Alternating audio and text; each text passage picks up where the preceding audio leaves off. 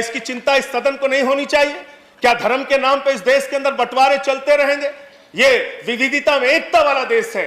यहाँ पे सभी धर्म, सभी जाति, सभी वर्ग के लोगों को सम्मान से रहने का हक है। लेकिन आपको तो दाढ़ी से आपत्ति हो जाती है, टोपी से आपत्ति हो जाती है।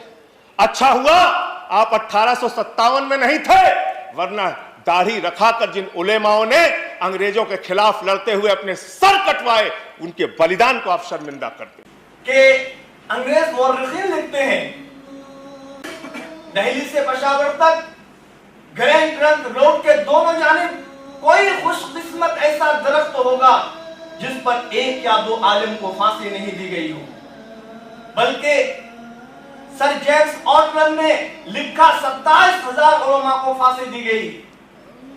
लेकिन अफसोस एक तबका ऐसा भी है जिन्हें हमारी ये कुर्बानियां नजर नहीं आती, जबकि फिदाई वतन की तारीख हमारे खून से रंगीन है।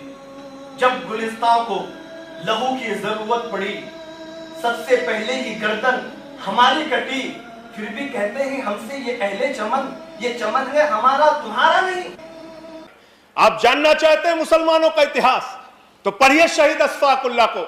जब फैजाबाद की जेल में उनको फांसी के फंदे पर ले जाया जा रहा था, उनसे पूछा गया आपकी कोई अंतिम इच्छा, तो उन्होंने कहा कुछ आरजू नहीं है, बस आरजू है इतनी, रख दे जरा से कोई खाके वतन कफन पे। यह है मुसलमानों का इतिहास, पढ़ लेना।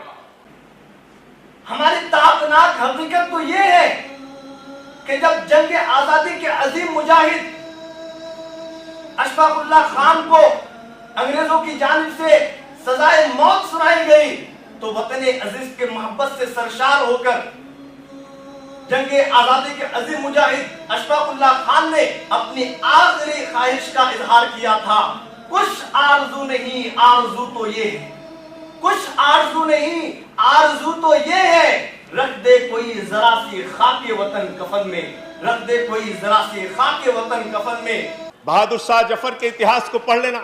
उनके बेटों का सर कटवा के रंगून की जेल में उनके सामने रखा गया। मान्यवर पुलिस के, अंग्रेज के पुलिस अफसर जब बहादुर शाह जफर को गिरफ्तार करने के लिए आए थे, तो उनका मजाक उड़ाते हुए उन्होंने कहा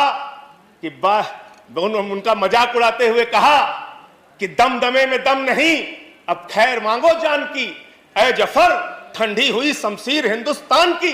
तो उस बहादुर शाह जफर ने अंग्रेज अफसर को जवाब दिया था कि गाजियों में बू रहेगी, जब तलक ईमान की तख्त लंदन तक चलेगी तेग हिंदुस्तान की। हिंदुस्तान के मुसलमानों के इतिहास को पढ़िए।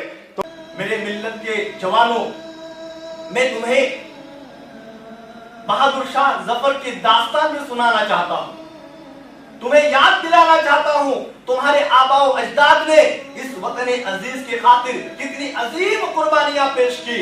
हजरत बहादुर शाह जफर ने जब अंग्रेजों के खिलाफ महाज आराई की, तो अंग्रेजों ने आप पर बगावत का मुकदमा डालकर रंगून भेज दिया, और साथ ही साथ आपके बेटों और पोतों को भी कैद कर लिया गया।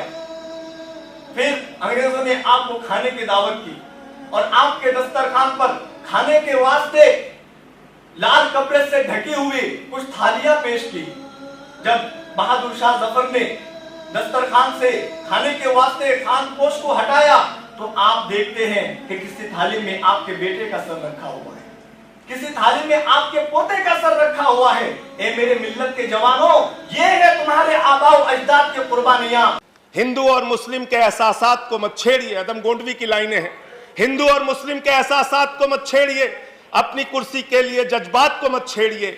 हम में कोई हूड़ है, कोई शक, कोई मंगोल है, दफन है जो बात, अब उस बात को मत छेड़िए। मजहब नहीं सिखाता आपस में बेड़ रखना, हिंदी है हम वतन है, हिंदुस्ता हमारा। कौन इस देश में देगा हमें इंसाफ की भीख, कौन इस देश में देगा हमें इंसाफ की भीख, जिसमें खूनखार दरिंदों की शहंशाही है।